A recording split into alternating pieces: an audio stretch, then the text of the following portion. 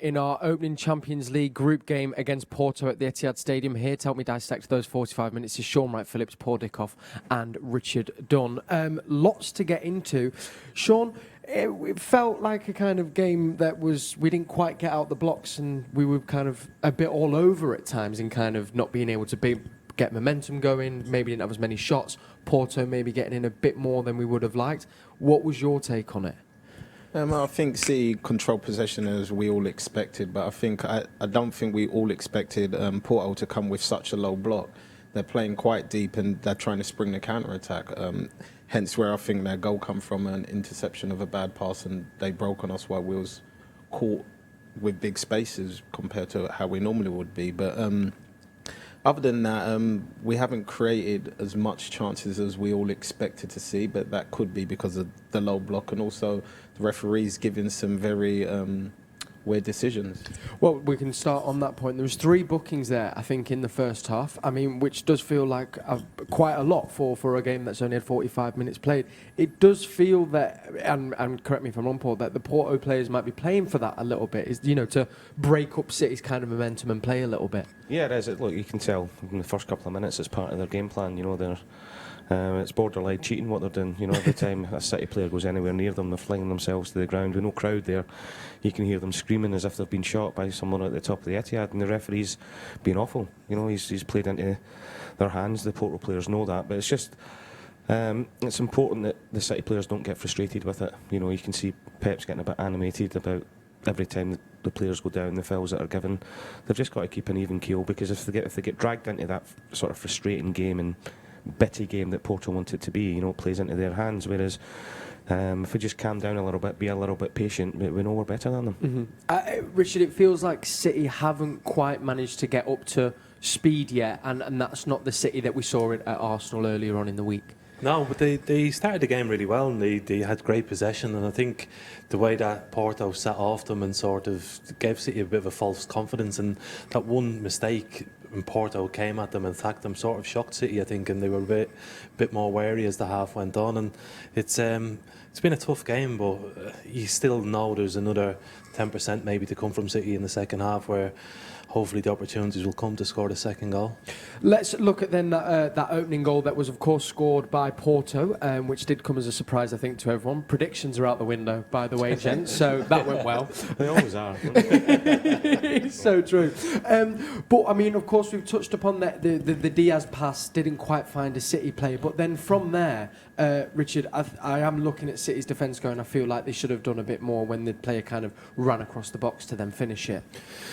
Yeah, and you look probably at the top European teams and how they win games and how they win competitions, is they've got that cynical bit in them, and they'll make a foul and they'll stop a bad pass becoming a big, huge mistake, and he just seemed to have the freedom to drift across the pitch, and players maybe afraid to put their foot in or whatever it may be, but in the end it was a really good finish by him. He got into a really good position and the finish was great, but you would have liked to see, I think Shaun, you mentioned it off screen, we were talking about Fernandinho probably would have been a player who would have made a foul at some stage in that build up. So it's just, that's how I suppose they go on to win tournaments or competitions, is having that little game management within their head where they understand they can foul players. And Porto, you see them, they do it all day. They'll stop the game as soon as they lose the ball, and I think that's what we just have to try and get that bit more streetwise. Mm-hmm. And picking up on what Richard said there, Shaun, it was after he kind of moved through, it was Rodri and then Cancelo that had chances to tackle. The Rodri one you were saying probably needed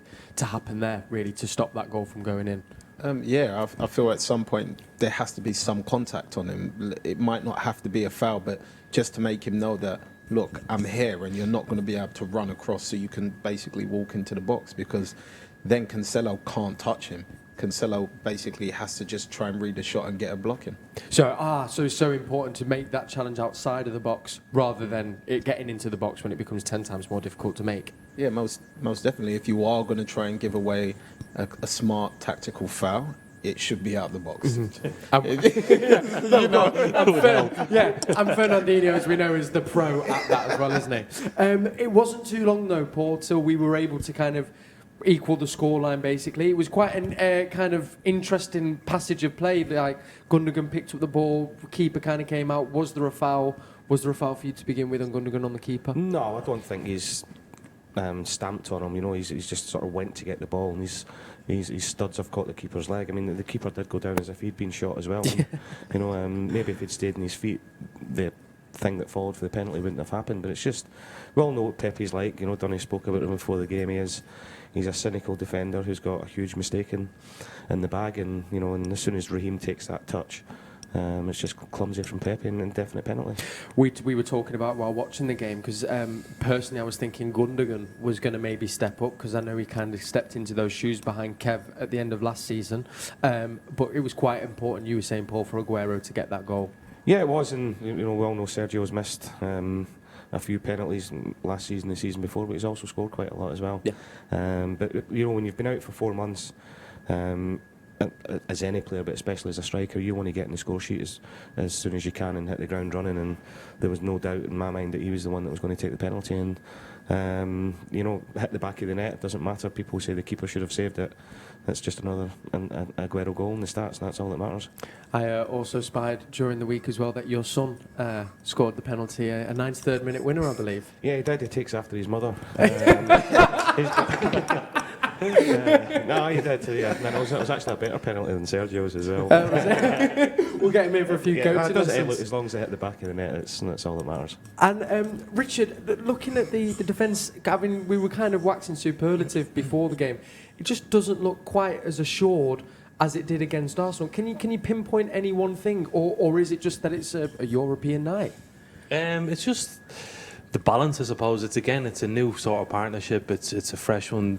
Garcia probably hasn't played many games this season, and it's hard. I think if you take Fernandinho out of the team, I know he's not playing centre half, but he breaks so much stuff up, and he's always in the right position. There is never a true ball when he's on the pitch. And tonight there's been the occasions where maybe Rodri isn't covering the ground enough, isn't getting across to make the cover, and yeah, it's just. But again, it comes down to building partnerships, and we spoke really highly of Diaz, and we spoke really highly of the goalkeeper as well, and them two probably made the two biggest errors. Yeah. So it does happen, and unfortunately it happens. But if you can have that consistency of knowing who's around you all the time, the same sort of faces, the same players who read what you're going to do before you even know what you're going to do, it helps massively. And yeah, and I understand the need to give players game time and different things like that. So unfortunately, errors do happen, and trying to minimise them is the sign of a successful team.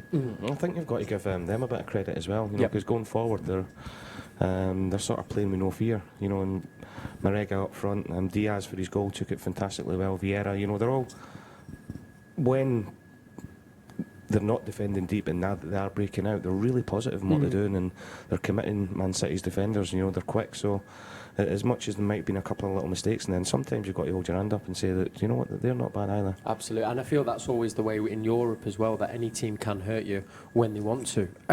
Shaun, we've had some great tweets come in around Sergio Aguero, and some great stats saying that he's now scored in 10 consecutive Champions League games for Man City. That was from Stat City, and Live Score says that Aguero has become the 14th player to score 40 Champions League goals. Can you see him making that 41 possibly in the second half, and if so, how can we go about it? Because it doesn't seem he's had that many clear-cut chances. Yeah, he can definitely make it 41, but then again, like you said, we haven't had that many chances for the front three in general. So I think once we start creating those chances, like Dickie said, if we create the same amount of chances we did against Arsenal with, say, Aguero in those positions, we are more than likely to score. Going into this second half then, Paul, what do you want to see more from City, and how do you think we impose our game on a Porto team that are doing everything to try and stop us from playing our game? Well, I think because they're defending so deep and with five at the back, you've got to try and maybe move the ball a little bit quicker and use the width a little bit more, and numerous times we've seen, whether it be Mahrez or Raheem, that they're playing inside the 18-yard box, whereas usually you're used to seeing them out in the touchline. And Shaun will tell you, it's so congested in there, with them going 5-4. They've got the three centre-backs, they've got the midfielders sat right in front of them, so to try and break through that line is difficult, and just move them across the pitch a little bit more and use the width, whether that's Riyad or Raheem, or whether it's Cancelo on the overlap or Kyle on the other side, and try and cause them a little bit more problems rather than everything trying to be through the middle. And Richard, the yellow cards, of course, I mean, few there now. There's a slight worry of a red coming out.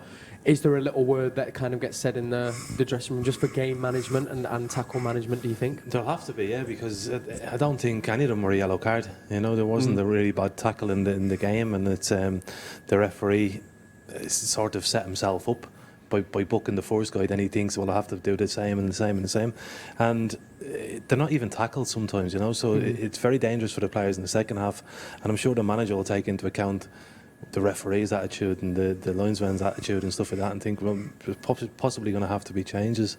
And it'd be a shame, because you look at someone like Bernardo Silva, who never tackles badly, or he's got a yellow card, and he could be our match winner tonight, you know. So we need him on the field. Interesting that Pepe didn't get a yellow card either for that tackle, but it is a European night after all. Anyway, we will be back at full time, so you can come join myself, Shaun Wright-Phillips, Paul Dickov and Richard Dunne as we get into the game at full time. Hopefully we will be talking about a City win. And now, if you're on City Plus, remember we've got an exclusive commentary, and the way you can watch it on there with Alistair Mann and Michael Brown. That's on City Plus, and if not, the full game will go on City Plus at midnight as well. So see you at full time, and hopefully City will get the winner that we all know we need. Thank you.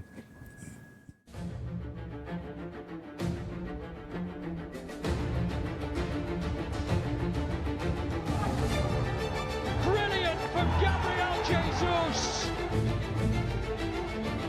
Special players provide special moments. There's always watch out for the blonde kid. No dancing, no dancing.